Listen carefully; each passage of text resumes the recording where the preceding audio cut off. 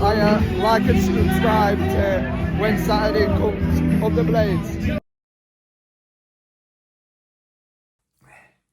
Hi, good morning. It is Saturday morning, early Saturday morning. It's when Saturdays comes with me, Dry Bry, and we're looking forward to the game with Bristol City. It's Chris Wilder's presser around 9:30 this morning, so we'll be having a look at that, and I'll upload it to you after I've done my little bit. But the first part of this show, we're going to talk about me and this channel, and it's important what we do that, because yesterday we reached a milestone of 1,000 subscribers, and now I can tell you, people out there, all you lovely people who subscribed to the channel, I'm very humbled and I'm grateful. To reach 1,000 in such a short period of time is just mental. Really is, honestly. I can't tell you. This channel has been going, like, the first video I put up on here was like 29th of January of this year. And I had no idea what was going to happen. I had no idea generally what I was doing. In my head, this has been going on for a couple of years, 2 or 3 years, maybe longer. Being a Sheffield United fan, it was something that was always put on the back burner. It never materialised. Life and work got in the way, family life got in the way. And when I used to come home from football and talk about football to my kids and all that, and they're not massive football fans, but they're not somebody I can talk to all the time about football. And my son used to say to me, "Oh, you ought to do a video and stuff like that, put it out there." But life just got in the way. I could never really do it. I never had time to do it, really. And I remember a lot of people, when they first start doing this stuff, you go on YouTube and stuff on social media sites, and you look at videos and you look at channels and you think, "Oh, I should do that," or whatever. And I looked at Sheffield United Way, and I looked at other channels like Blades Ramble and Travelling Blade, and all those people out there, good people out there who do the content for Sheffield United, who love what they're doing, and they've got a passion for Sheffield United the same as I have.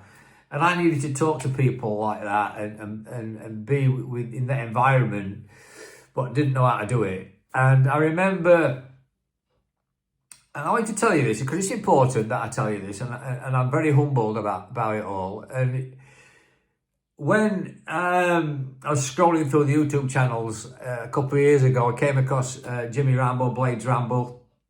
I'm still part of that platinum group. I'm grateful for that particular. They're a great bunch of people out there. They all think Sheffield United. It's just it's like a community. We meet in the pub at Triple Point.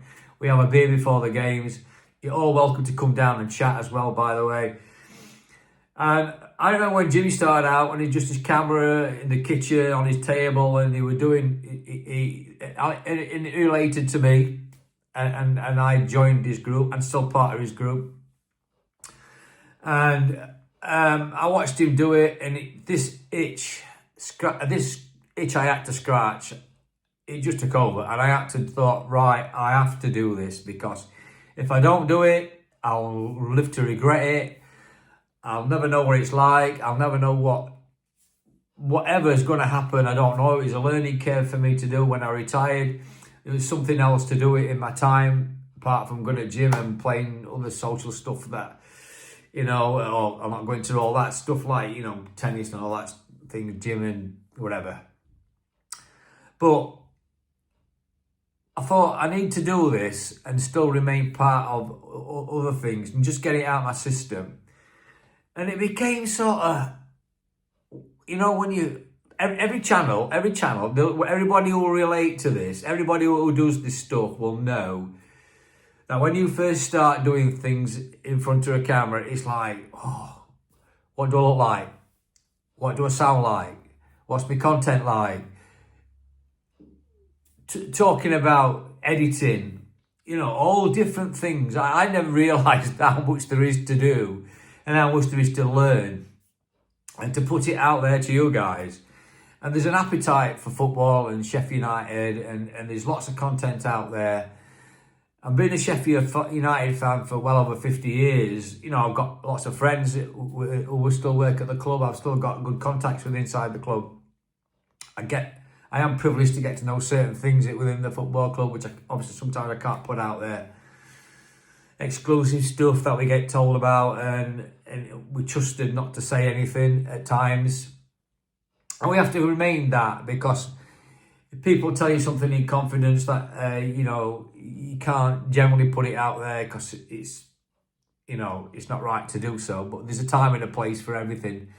It's like when we went to, on Sunday night, at the Player of the Year Awards, fantastic night out, talking to all the players and staff and stuff like that.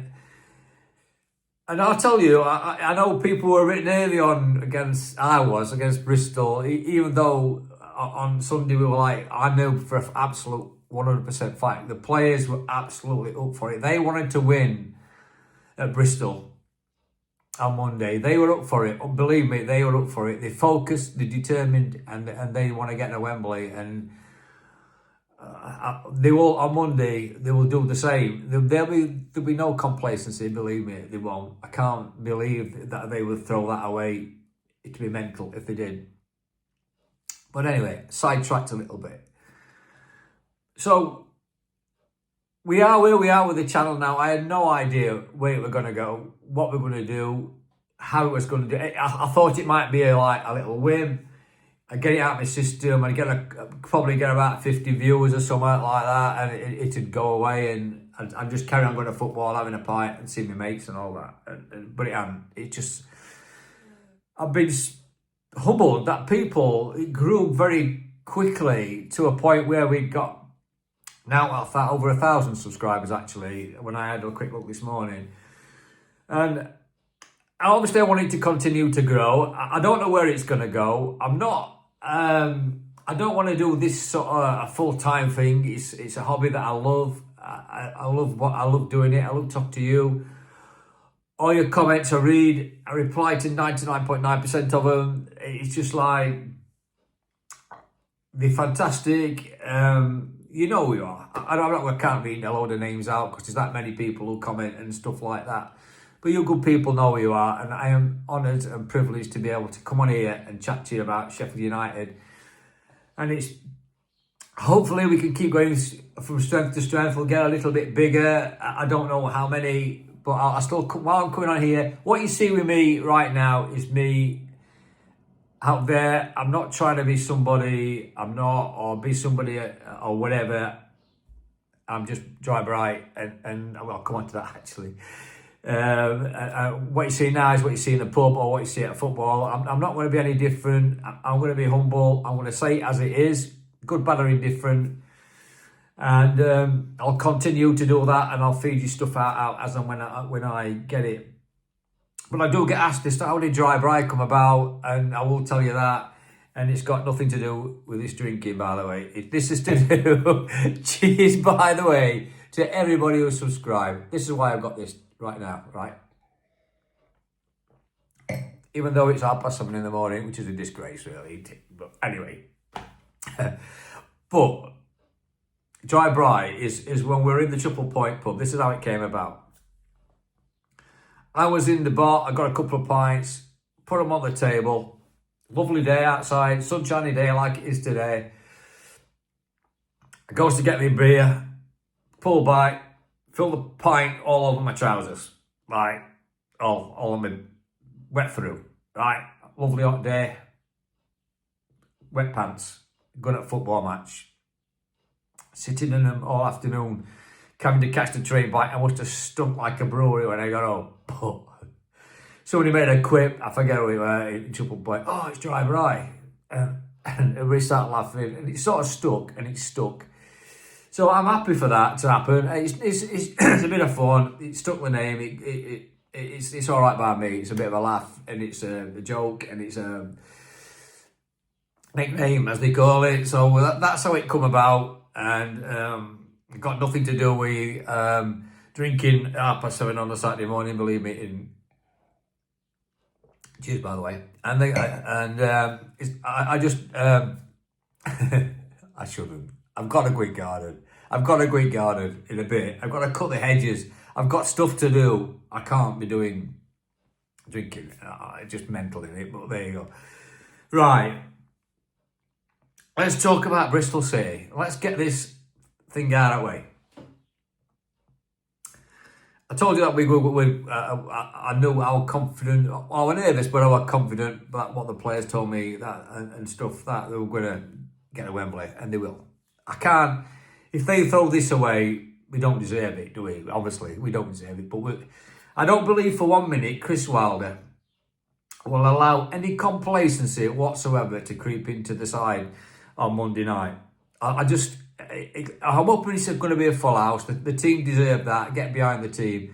Bristol City have got absolutely nothing to lose whatsoever. They'll come. The one thing that I am slightly worried about, if anything, we don't want to be giving them an early goal, because the momentum of the game will change then.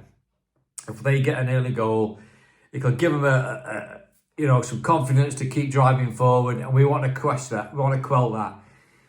I'm hoping that we can start the game off. We'll kill the game off. Just kill it off if we can. Try and get an early goal ourselves. Make it 4-0, and then the tie's dead. We can start celebrating, hopefully, and get to and look forward to Wembley. But let's not get too far ahead. I think Chris will make 1 or 2 changes. I think probably Cannon might come in instead of Campbell. I think he'll rest him. I think Cannon needs to be out there and needs to get his confidence back. He needs a goal. It will come. It definitely will. Whether Berrington Davies will play, he might come in. Where might come in. I don't. If he might have been a change slightly, he might play Gilchrist right back and put Chowdhury in midfield and give City a break. He could do that. He's got plenty of options now. We've got a good bench and everybody's back. Tom Davies is back. I don't think he will change it too much. I think we've got to be solid. We've got to keep it disciplined. I've talked about this discipline before, and people holding it together in their heads. Not making stupid tackles and mistakes. I don't know why people do it. I get it in the emotion of the game at times, but we shouldn't be doing that. It's really important that we do stay focused, stay determined, finish the game off. Even if it's a 0-0, I don't care, as long as we can start celebrating with 10 minutes to go and we've done it. But it's lots to look forward to. I'm looking forward to Monday night. I want us to finish off in style.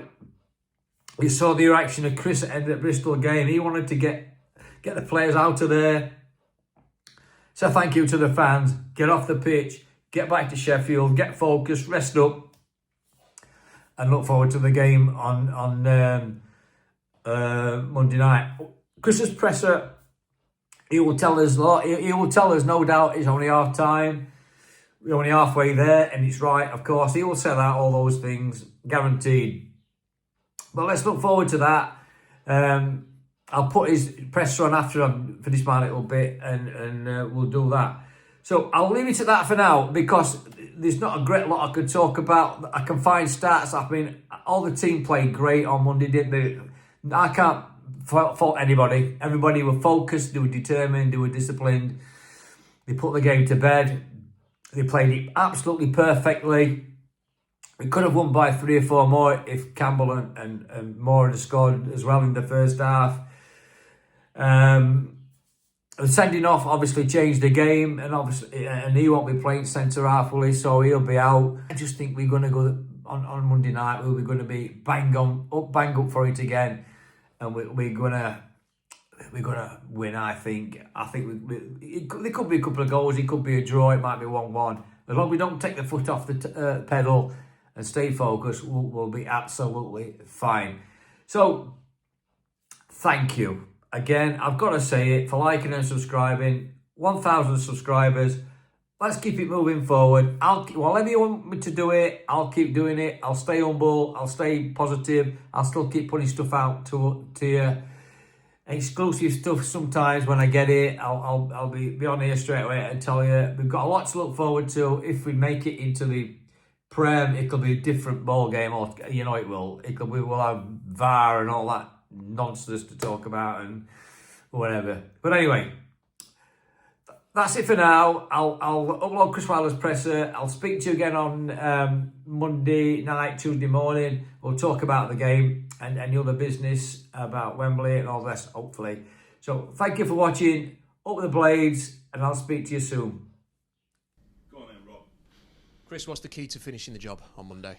Consistency in attitude, approach, everything. I think the message to right the way through this this playoff campaign was reset and go again, which we have done. We've got a fabulous result on Thursday and getting the job done. So all those qualities that we need to show, experience of being in this situation before from myself and the coaches.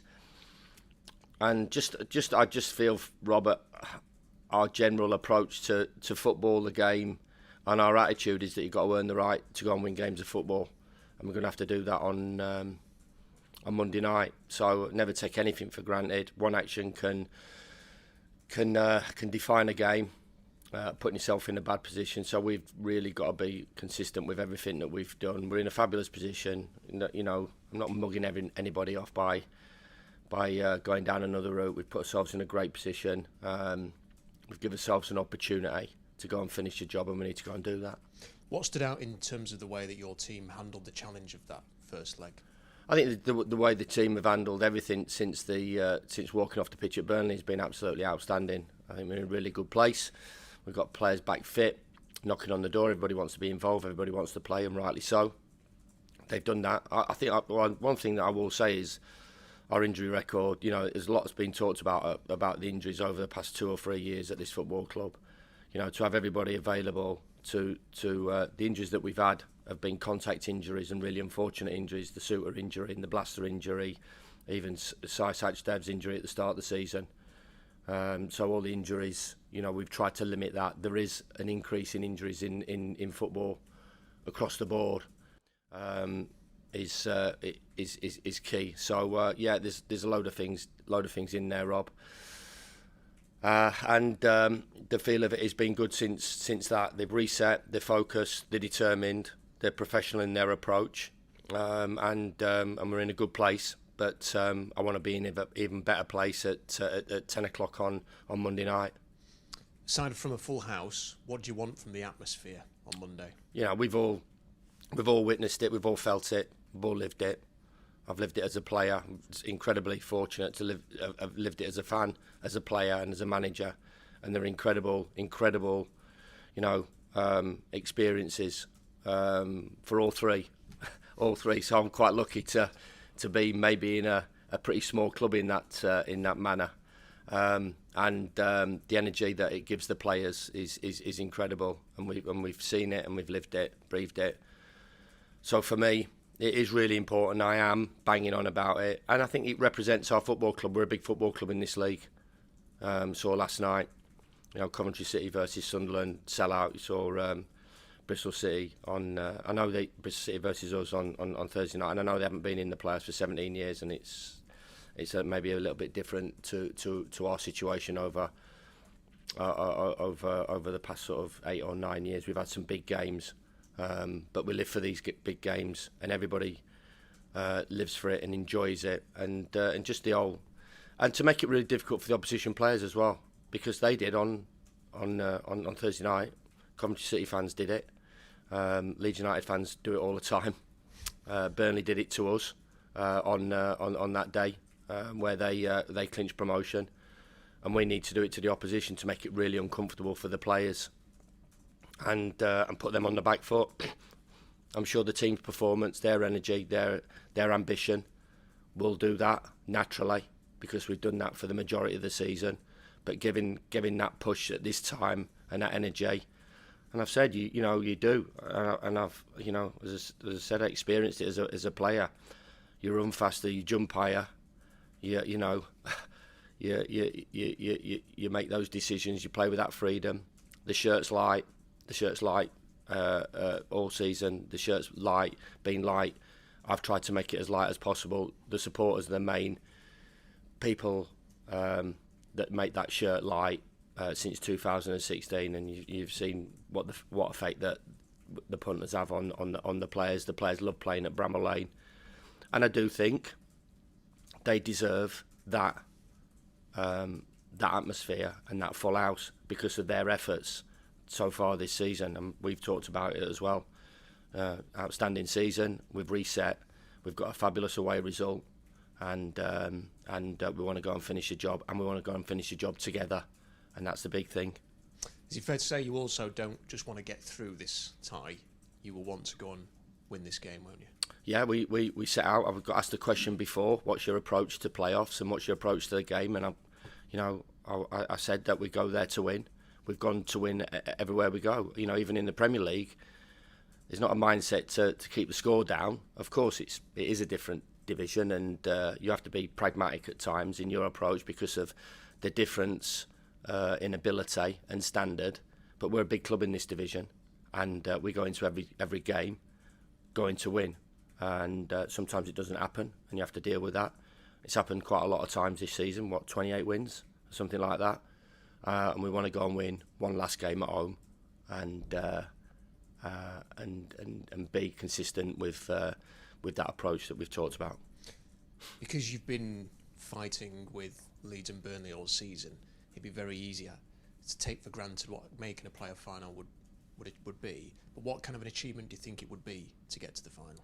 Well, the narrative, as always, is that that team that's gone so close is the one massively under pressure. I've got to say, I never saw that on Thursday night, and I've not seen that in the players. I've not even seen that in the players really at Burnley when we went there, or some of the games towards the end of the season.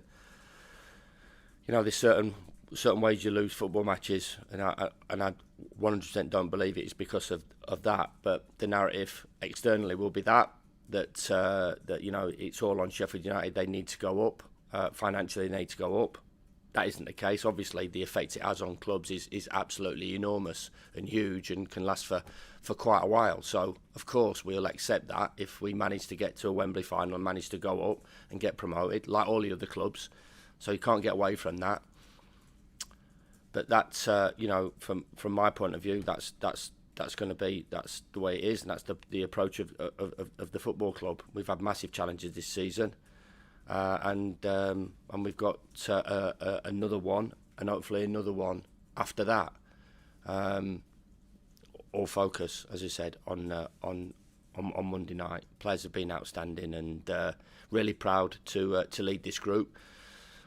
It's been a tough year for everybody, but we've come through it. We've got over some difficult situations and circumstances. And we're here on the cusp of hopefully another successful night for us, representing everything that we do well at the club, respecting the opposition that I've done consistently through my talk to you guys and talk to the players. Nothing won, but we've had an outstanding season, and we have another opportunity which is rightly given to us to gain promotion, and we're incredibly determined to go and take that opportunity. You've created a lot of history at this football club over the years, but having that opportunity of a crack at a Wembley final, how badly do you want that opportunity? More than anything that I've ever wanted in my life professionally. The determination and the desire from everybody in this football club is to go to Wembley and give yourself that opportunity.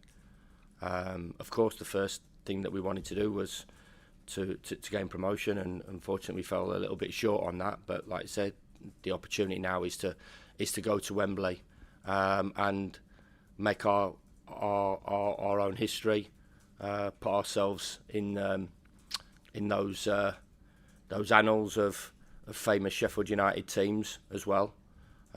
Still a lot of work to be done.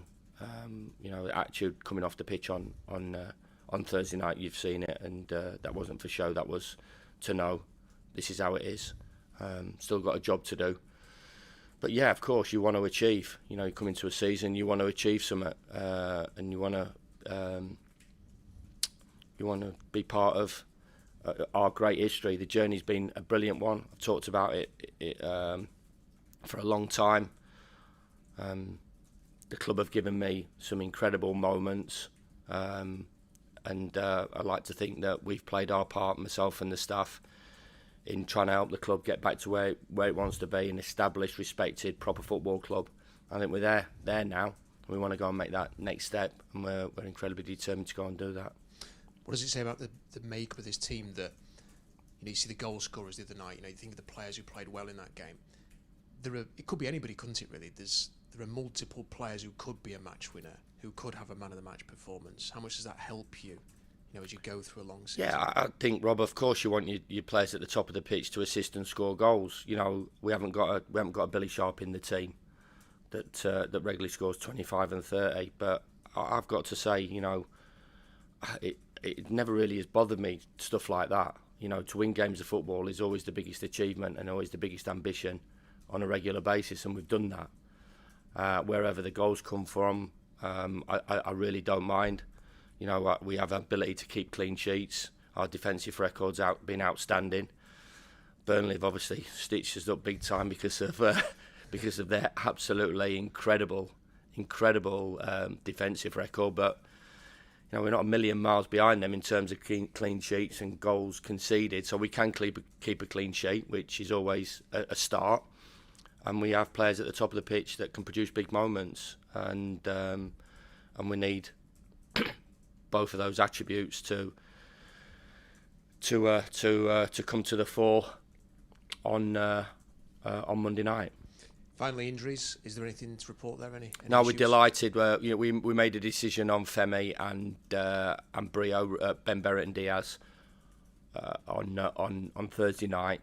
And we're delighted to say that both of them will be involved on Monday night. So, credit to the sports science department, credit to the conditioners, the people who work away from the lights that don't get any recognition, the physios, the doctors, to give me that opportunity of picking from a full, clean bill of health. As I said, there's a lot been talked about this football club over a number of years. We had a brilliant availability record before, and we needed to get back to that, because you need your best players on the pitch or available. You need your best players in training. Last season, all those players that we couldn't call upon, and from a mentality point of view as well, your experienced players were sat in the treatment table and in the physio's room.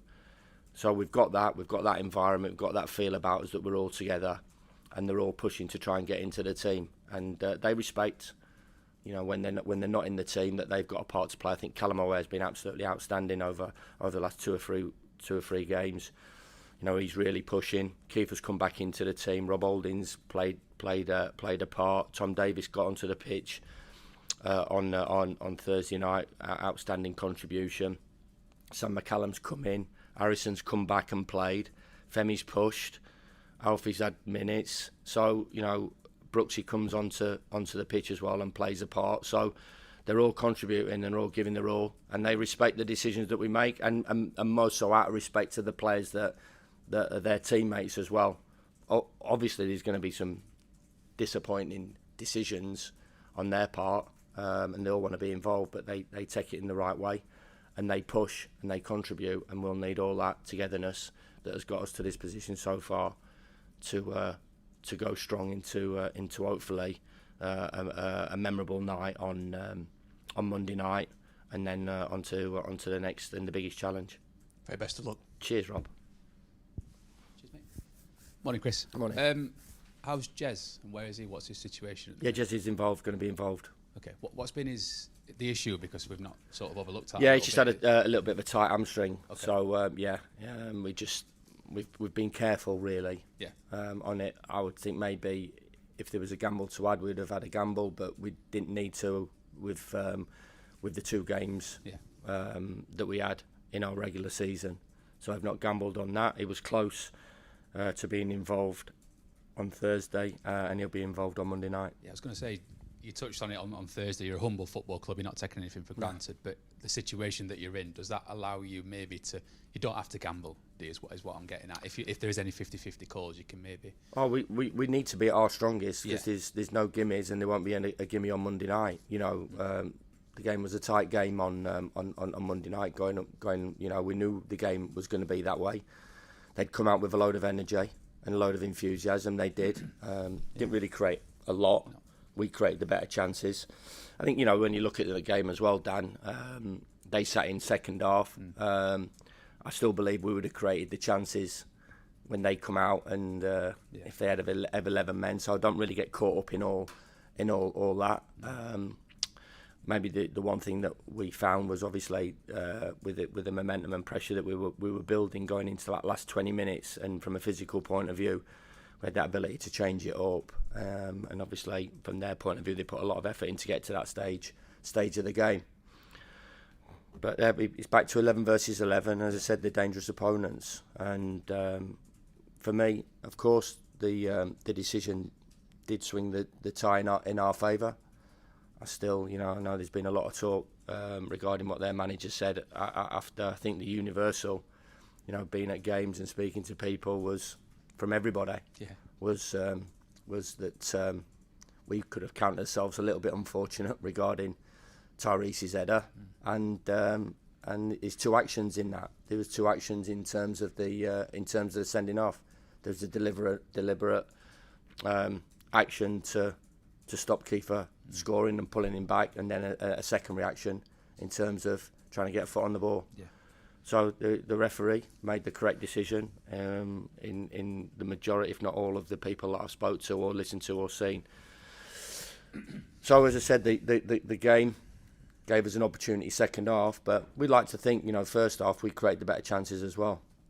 From a statistical point of view, our XG was higher than theirs as well. So, but we know that they can be a bit of a wounded animal, and we're going to have to deal with that. But we've got a fight, and our fight has to be bigger than their fight. Yeah, you rightly touched on the injury situation the last few years before you came back was pretty poor, wasn't it? What have you done sort of tangibly to sort of get a handle on that again? Because that was a big thing in your first period here, wasn't it? What have you done to? Well, everybody has their own ways. So there's definitely been improvements up at the training ground, which has helped, which obviously had hindered the previous regime, and even hindered to a certain extent the back end of our regime in terms of the facilities weren't good enough, and investing in the facilities, you know, medium and long term. Talking about academy, investing in Shycliffe. You know, the players need that. They were Premier League players. They needed a Premier League service to train on, and obviously to get used to that. And that was a situation that hurt the previous regime. But in that as well, there is recruitment as well. You know, there was quite an ageing group as well. Yeah. So there's different factors to it. I'm not saying that all of a sudden, you know, we're the best thing in the world in terms of keeping everybody fit. There's a lot of things, whether it's recruitment. You know, our recruitment policy this year was availability, was massive for it. You know, to have players available and to create that field, Dan, is important. And as I just said to Rob, you know, when the likes of Egan and George and Bash and Ender and Flecky, they're all sat in the treatment table. Sat in the physio room. They can't affect anything. They can't affect the attitude to the players. They can't affect training. They can't affect performances. You know, so there's a lot of things going to it. So in terms of recruitment, maybe that ageing group, we're always likely to pick up the bits and pieces. So, you know, it was a tough gig, but you know, it was something that we really needed to zone in on to get the feel right, to get the availability right, and to get into a rhythm and consistency. We managed to improve it in January with the players that we brought in. I mean, I just saw a team sheet from when we played last time we played Sunderland at their place, and if you have a look at the bench, it was absolutely ridiculous. So what we've done is brought parity to that by bringing the players in, and we're a big club in the division, and big clubs need good squads, available squads, and strong benches, and we've certainly got that, and that was shown. It wasn't me being this super tactician, you know, brilliant tactician on Thursday night. It just needed freshening up, and the boys are the ones that have to go onto the pitch and contribute and produce, and certainly Callum did that, and certainly Brooksy did that, and they've all done that since January. was going to ask you about someone who did that on Thursday as well in Tom. I mean, that's a real bonus for you having a player of his standing coming back, isn't it? He showed what he's about as well. In Brilliant, the cameo. Great bonus. You know, we saw glimpses of it in and around December. Yeah. Obviously, he came back and scored the goal against Sunderland. Brilliant moment for him. It's been a tough gig for him. He's picked up some injuries. So you know, really pleased for him. He's a popular boy amongst the group, and he's a really good player. You know, he brings that calmness and assurance to us. City was obviously on a booking, so I thought that was just a sensible decision to get him off the pitch. Been outstanding as well, but Tom came on and seamlessly fitted into that role, and he's going to be a big player for us on Monday night, and hopefully, you know, he can go and carve out a career at Sheffield United similar to the one that he did at Everton when he first started. Yeah, because it's been a sort of stop-start career here for him, hasn't it? With injuries, unfortunately, he'll be desperate, won't he, to sort of kick-start that. Yeah, similar situation, Dan, to Rian and all the other boys. You know, when they pick up these injuries, they don't want to pick up these injuries. They want to have nights like Thursday night. You know, Tom is used to that. He's played in huge games in the Premier League. He's played for an incredibly big, passionate football club where the pressure's on, and he thrives on that. And he started his career, and he forged his career in that tough environment, and he wants to be involved in games like that, and he has done for the majority of his career, and he wants to get back to being a footballer and playing in big games. Cheers, mate. Good luck. Cheers. Thanks.